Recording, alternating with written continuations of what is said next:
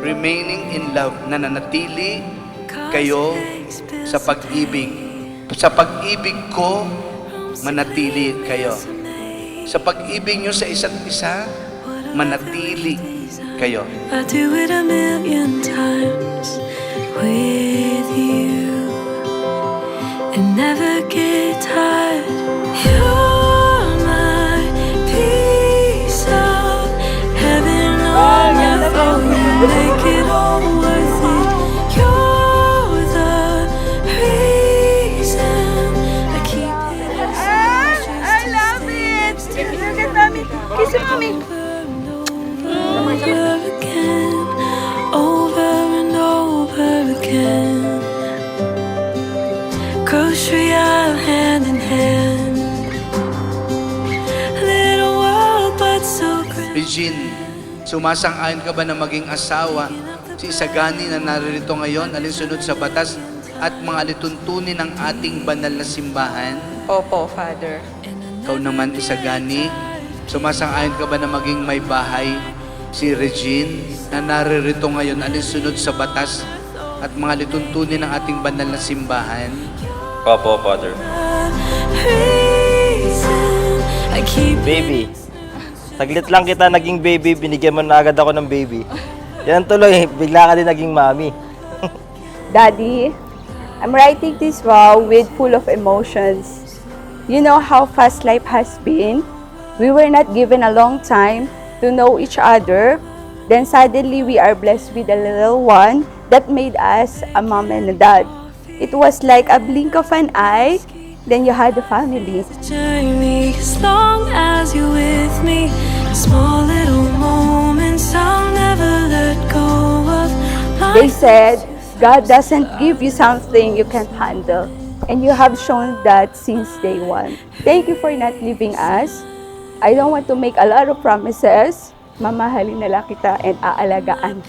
You are my precious gem. You always taking care of us since we've met for the first day. You're my piece of heaven on earth. Oh, you make it all worth it. You're the reason I keep hitting snooze just to stay next to you. Over and over. Marami pang mga pagsubok na haharapin ang mag-asawa. Pero magiging matibay na kayo. Kasi sabi ni Lord, manatili kayo sa aking pag-ibig. Remain in my love. Ang ganda ng anak ko, mga anak ko. Hindi tumatanda. Diyan, ang pagmamahal sa asawa mo, bigyan mo siya ng pagpapahalaga. Katulad ng ginawa ko sa papa mo. Okay? Okay. Yung lagi kong pinagpapasalamat, pagpapalaki mo sa amin ng maayos, at kinukontinue and ine-extend mo yun sa pag-aalaga sa anak ko. That's why, thank you. Pages filled with pencil marks, and all along you had my heart in love. You're all I need. Ooh, Wow, Pa! all I need. You're all I need. Sana pagmalang kayong dalawa ni Jeridine at yung mag-aaway ha. Kamabay ka mabuti. Alahan mo mabuti. Ang pagsamahan. Salamat sa pagpapalaki sa akin ng maayos, sa paggabay sa aming mga kapatid, na pagtapos ako ng pag-aaral, naging mabuting tao ako. Salamat din sa lahat. Ang haba rin yun eh. Ang haba rin. Just wanna let you know that love you're all I need. Ooh, love you're all. Lagi lang kayong masaya. Thank you. Pagmahalan. Wala. All I need.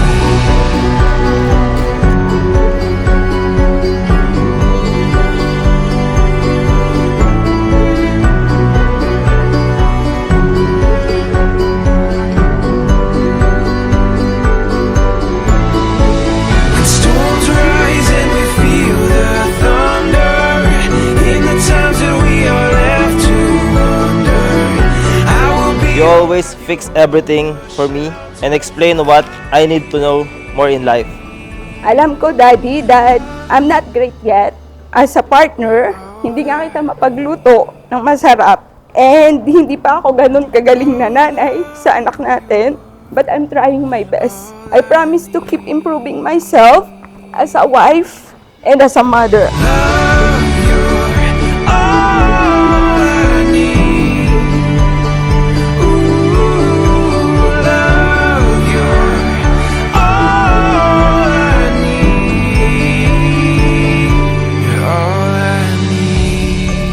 I understand, Daddy, that your only wish for me is to stay at home, alagaan yung anak natin. However, you also know that I am not yet ready to give up my career. I am deeply grateful for your understanding and for supporting my personal and professional growth.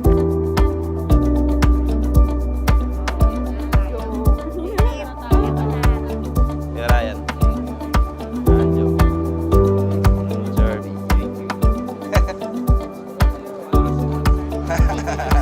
Thumbs up. Lahat biglaan, hindi natin namalayan, pero sabi nga nila mas natutuloy pa yung hindi plano kaysa planado. Sabi nga sa kanta, I did my best, but I guess my best wasn't good enough. Daddy, thank you for giving your best every day for me and Estela. I know sometimes you think that it's not enough, but I want you to know, even if I'm not always saying it out loud, I'm always grateful that God gave me you.